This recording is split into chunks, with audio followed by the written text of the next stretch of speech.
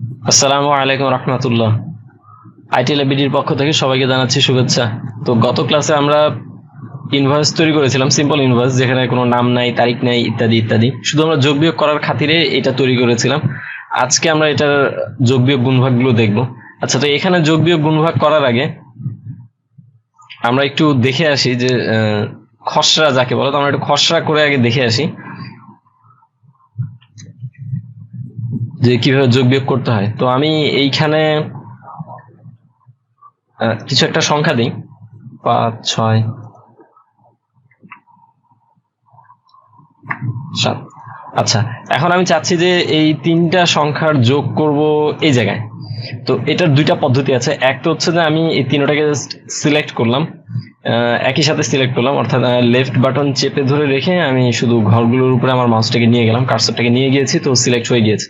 Select হওয়ার পরে, select করার পরে এইখানে ঠিক কম্পিউটারের মনিটরের ডান কোনায় অটো সাম নামে একটা অপশন আছে। তো এখানে আরো অনেক বিষয় আছে, তো আমি জাস্ট শুধু যদি অটো সামটা দেই তাহলে দেখুন যে আমার ঠিক তার পরের ঘরে, অর্থাৎ 7-এর পরের ঘরে যোগফল চলে এসছে। এটা হচ্ছে একটা পদ্ধতি। আর আরেকটা পদ্ধতি যেটা যদি বলি যে ইউনিভার্সাল পদ্ধতি, এটা তো সেই ইউনিভার্সাল পদ্ধতিটা হচ্ছে যে কিবোর্ড থেকে সমান সমান একটা চিহ্ন আছে, প্লাস চিহ্ন আর সমান সমান চিহ্ন একই কিতে আছে। এটা পাওয়া যাবে হচ্ছে কিবোর্ডের বড় যে এন্টার বাটনটা আছে, তো ঠিক এন্টার বাটনের উপরে ব্যাক স্পেস বাটন, এবং ব্যাক স্পেস বাটনের বাম পাশে হচ্ছে এই সমান সমান চিহ্নটা আছে। তো আমি সেখান থেকে প্রথমে সমান সমান দিলাম, এবং সমান সমান চিহ্নটা দেওয়ার পরে দেখুন যে এই বারটার নাম আমরা বলেছিলাম এটাকে ফর্মুলা বার। তো দেখুন যে সমান সমান চিহ্ন আমি এখানেও দিয়েছি, এখানেও দিয়েছি, অর্থাৎ ফর্মুলা কোনো ক্যালকুলেশন লিখতে হলে অবশ্যই সমান সমান চিহ্ন আগে দিতেই হবে, ইকুয়াল সাইন যেটাকে বলে ইকুয়াল সাইন দিতে হবে। তো এরপরে আমি করছি কি, 5-এ ক্লিক করলাম। তো 5-এ ক্লিক করার সাথে সাথে দেখুন যে এই সেলের আচরণ কিছুটা অন্যরকম হয়ে গিয়েছে, এবং সাথে সাথে এই সেলের যে অ্যাড্রেসটা, তো অ্যাড্রেসটা এখানে চলে এসছে। এরপরে আমি কিবোর্ড থেকে প্লাস চিহ্নটা, ঠিক আপনারা দেখেছেন যে সমান চিহ্নটা কোথায়, তো এই সমান চিহ্নের উপরেই এই বাটনেই প্লাস চিহ্ন রয়েছে। তো কিবোর্ড থেকে শিফট চেপে ধরে রেখে যদি আমি এই বাটনটা প্রেস করি তাহলে প্লাস চলে আসবে।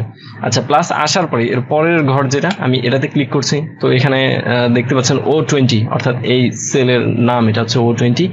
অ্যান্ড দেন আমি আবার প্লাস চাপবো, ঠিক আগের মতন করি, শিফট চেপে রেখে ইকুয়াল সাইনের বাটনটাকে প্রেস করব, তাহলে চলে আসবে। অ্যান্ড দেন আমি 7 চাপলাম, তো এটাও চলে এসছে।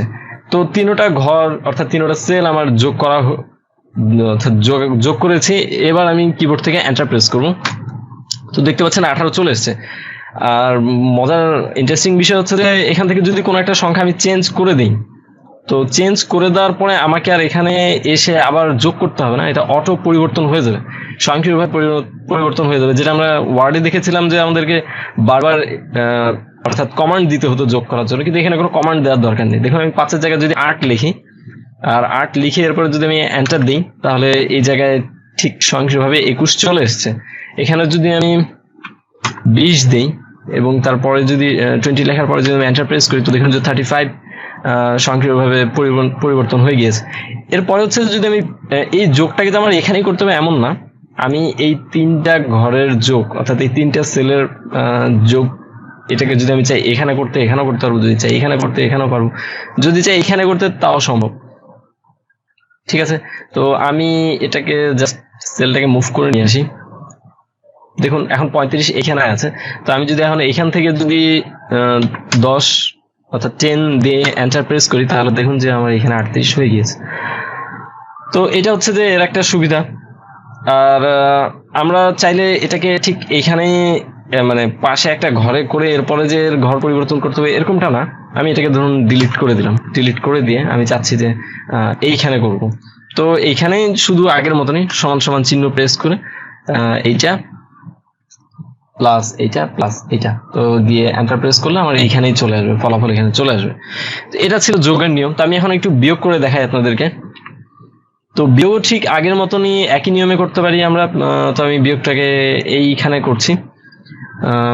প্রথমে হচ্ছে সমান সমান চিহ্ন, দেন এই ঘরটা বিয়োগ এই ঘরটা, মাইনাস, এই ঘরটা দিয়ে তারপর এন্টার প্রেস করলে দেখুন আমাদের বিয়োগ হয়ে গিয়েছে। এখন যদি আমরা এখানে 50 দিই তাহলে এখানে আমার -30 চলে এসছে।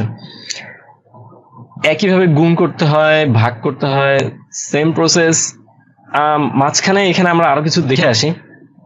আমি এটাকে ডিলিট করে দিচ্ছি এবং এইখানে আমি অন্য আর কিছু ডিজিট অ্যাড করি। আচ্ছা, এখন দেখে আসি আমরা যে এই অটোসামের আন্ডারে আর কি কি আছে, অর্থাৎ এই ঘরটার ভিতরে আর কি কি আছে। তো দেখুন এখানে অ্যাভারেজ আছে, কাউন্ট নাম্বার, ম্যাক্সিমাম, মিনিমাম। সাম হচ্ছে মূলত যোগের ক্ষেত্রে এটা ব্যবহার করে অ্যাভারেজ। তো অ্যাভারেজটা বের করার জন্য আমাকে যেটা করতে হবে সেটা হচ্ছে অ্যাভারেজ মানে হচ্ছে গড়। আমরা ছোটবেলায় গড়ের অঙ্ক করেছি পাটিগণিতে, তো এটা হচ্ছে ঠিক তাই। তো আমি যদি এখানে এই কয়েকটা সেলকে সিলেক্ট করে এখান থেকে অ্যাভারেজে ক্লিক করি তাহলে আমার গড় চলে আসবে 38। অর্থাৎ এই সমস্তকে যোগ করে তারপর হচ্ছে এটার সেল সংখ্যা দিয়ে ভাগ করলে এটাই আসবে। আপনারা খাতা কলমে করে দেখতে পারেন। আচ্ছা, এটা হচ্ছে গেল। এর পরের যেটা আছে সেটা হচ্ছে যে কাউন্ট নাম্বারস, অর্থাৎ এখানে কতগুলো নাম্বার আছে, 1 2 3 4টা নাম্বার আছে। যদি আমি এটা প্রেস করি তাহলে দেখুন এখানে 4 চলে আসবে। এটা হলো একটা। আর তারপরের অপশনটা দেখে আসি কি আছে। তারপরের অপশন আছে হচ্ছে ম্যাক্সিমাম, অর্থাৎ এদের ভিতরে সবচেয়ে বড় কি, অবশ্যই 52। যদি আমি ম্যাক্সিমাম ক্লিক করি তাহলে এখানে 52 আসবে। আর যদি আমি মিনিমাম ক্লিক করি তাহলে আমাকে দেখাবে সবচেয়ে কম কোনটা, অর্থাৎ সবচেয়ে কমটা দেখুন এই পাশে চলে এসছে 20। তো 52টা ডিলিট করে দিই আপনাদেরকে সুবিধার জন্য, আরেকবার করে দেখাই। মিনিমাম। আচ্ছা, এর পরে এখানে মোর ফাংশন নামে আরো একটা অপশন আছে যেখানে আরো অনেক ফাংশন আছে। তো এগুলো প্রত্যেকটা আন্ডারে একটা একটা করে অনেকগুলো, যদি আমি অলে দিই তাহলে দেখতে হবে এখানে প্রচুর ফাংশন রয়েছে। তো এগুলো সবগুলো তো দেখানো হয়তো সম্ভব না। আমরা আমাদের কাজ করতে যে এখানকার যেটা যেটা আমাদের কাজের প্রয়োজন হবে আমরা সেটা সেটা করে আপনাদেরকে ইনশাল্লাহ দেখিয়ে দেওয়ার চেষ্টা করব। এখন আমরা আসি আসল কাজে, অর্থাৎ আমাদের এই প্রসেসর, র্যাম, পাওয়ার সাপ্লাই। এখানে প্রসেসর একটার দাম হচ্ছে অর্থাৎ ইউনিট প্রাইস, অর্থাৎ একক প্রাইস হচ্ছে 2000 টাকা। প্রসেসর নেওয়া হয়েছে 3টা, তাহলে টোটাল প্রাইস কত আসবে? তো আমরা কিবোর্ড থেকে আবারও ঠিক সেই সমান সমান চিহ্ন, তারপর হচ্ছে 3 এবং গুণ চিহ্নটা হচ্ছে কোনটা, শিফট চেপে কিবোর্ডের যে ফাংশন F1 F6 F2, তো এই ফাংশন কি নিচে দেখবেন যে 1 2 3 4 5, অর্থাৎ যেই সিরিয়ালে আমাদের ইকুয়াল সাইনটা ছিল সেই একই সিরিয়ালে যদি আমরা বাম দিকে আসি তাহলে এর পাশে 8 যে সংখ্যাটা আছে যেই কিতে, তো 8-এর কিটাকে যদি আমি শিফট চেপে কিবোর্ড থেকে এক হাতে শিফট চেপে রাখবো এবং তারপরে যদি আমি 8কে চাপে দিই তাহলে আমাদের এখানে গুণ চলে আসবে। যদিও গুণ চিহ্নটা দেখতে এখানে অ্যাস্টেরিক সাইনের মতন দেখাচ্ছে, কিন্তু এটাই মূলত মাল্টিপ্লিকেশনের জন্য ব্যবহার করা হয়। আচ্ছা, এর পরের ঘর হচ্ছে এটা। তো দেওয়া হয়ে গিয়েছে এবং আমি যদি এন্টার প্রেস করি তাহলে 6000 চলে আসবে। আচ্ছা, এর পরের ঘরটাও ঠিক সেম ভাবে আমি যদি চাই অবশ্যই করতে পারি, দুঃখিত। অর্থাৎ এইটা অ্যাস্টেরিক সাইন এন্ড এটা দিয়ে ইকুয়াল। তো এইভাবে যদি আমি না করতে চাই, অর্থাৎ বারবার করাটা একটু বিরক্তিকর, তাই আমি বারবার করবো না। আমি বারবার না করে করবো কি, আপনাদের ইনহেল্ড এইটার কথা মনে আছে নিশ্চয়ই, প্রথম ক্লাসে আপনাদের দেখিয়ে দেওয়া হয়েছিল। তো আমি জাস্ট এইটাকে ধরে ড্র্যাগ করে দিলাম, অর্থাৎ লেফট বাটনকে চেপে ধরে রেখে আমি নিচে নামিয়ে দিলাম। তো বাকি আর সবগুলোর ক্যালকুলেশন বের হয়ে গেছে। আশা করি আপনারা বুঝতে পারছেন। এবার হচ্ছে আমার টোটাল অ্যামাউন্ট বের করতে হবে।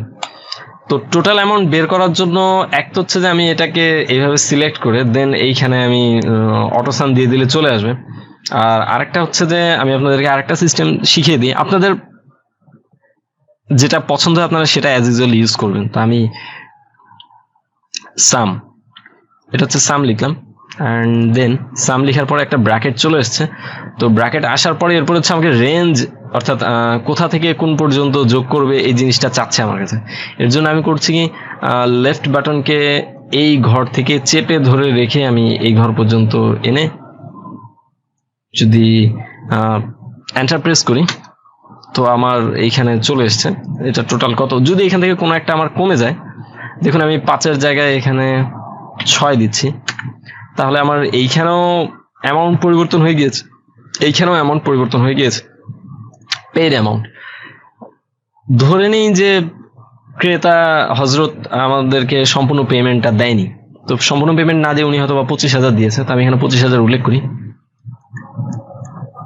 25,000 দিয়েছে। তাহলে ডিউ অ্যামাউন্ট কত থাকছে? তো ডিউ অ্যামাউন্টের জন্য ঠিক আবার আগের মতনই ইকুয়াল এইটা বিয়োগ এইটা, জাস্ট এন্টার প্রেস করি, তাহলে আমাদের এটা চলে এসছে 5,980 টাকা এখনো ডিউ রয়েছে। তো এই হচ্ছে মূলত ক্যালকুলেশন, এটা হচ্ছে একেবারে বেসিক ক্যালকুলেশন আমাদের কি বলবো এক্সেলের ভিতরে সবচেয়ে বেসিক ক্যালকুলেশন এটা। ইনশাল্লাহ নেক্সট ক্লাসে আমরা নতুন অন্য কিছু নিয়ে আসার চেষ্টা করব। ততক্ষণ পর্যন্ত আল্লাহ হাফেজ।